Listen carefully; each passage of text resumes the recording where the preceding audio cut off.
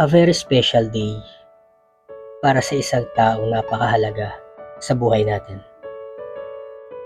Isang taong never tayong iiwan sa kahit na anong problema ang dumating sa atin.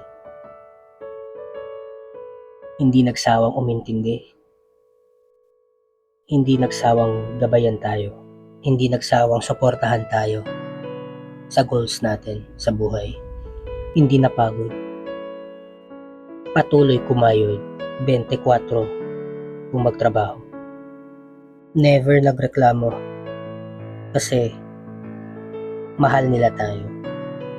Walang pera o bagay ang makakatumbas sa paghihirap nila. Hindi nagsawa sa atin kahit na makulit tayo, matigas ang ulo, andyan pa rin sila. Handa nilang isakripisyo ang buhay nila para sa atin. Kaya ang magagawa na lang natin is magbigay tayo ng oras, effort, at pagmamahal sa kanila. Dahil alam naman natin na ang buhay maikli lang. Hindi natin hawak ang oras. Kung noon, nung bata pa ako, hindi ko alam ang ibig sabihin ng pagiging ina. Ngayon ko na-realize habang tumatagal ang panahon na napakalaki pala sa parte ng buhay natin ang mga nanay, na kung wala sila, wala tayo kung saan man tayo at kung ano man ang ginagawa natin ngayon. Kaya sana kahit sa buwan lang na to, maramdaman ninyo yung moments ng love, time and effort na maibibigay naming mga anak sa inyo. Kaya sa mga nanay dyan, mother, ina, mudra, ano man ang lahi ninyo, asan man kayo, sa lahat ng nanay sa buong mundo, Happy Mother's Day po. At para sa akin, hindi lang to basta Mother's Day lang. Mother's Year or Mother's Month. Kasi hindi naman natatapos yung pagiging ina nyo sa isang araw .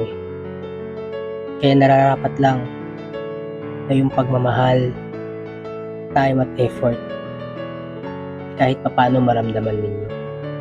Kahit dun lang makabawi kami bilang anak. Kasi alam ko, hindi madaling maging ina. Hindi madaling maging isang ilaw ng tahanan na kahit nasasaktan na, handa pa rin isakripisyo ang emosyon niya para lang sa ikakaganda ng buhay ng pamilya niya. The sacrifice, ika nga, para sa kanila, yun ang pagmamahal. Hindi masusukat sa isang regalo o sa isang flowers or balloons or greetings yung sacrifices nyo para sa amin. Kaya salamat po mga nanay. Para sa mama ko, hindi ko man nasasabi sa iyo to, na ipaparamdam ko naman araw-araw sa pagkakulit ko na mahal kita, na ikaw lang ang meron ako, na kung wala ka, ano kaya ang buhay ko? Salamat sa gabay, ma. Hindi mo ko sinukuan. Happy Mother's Day, Mama.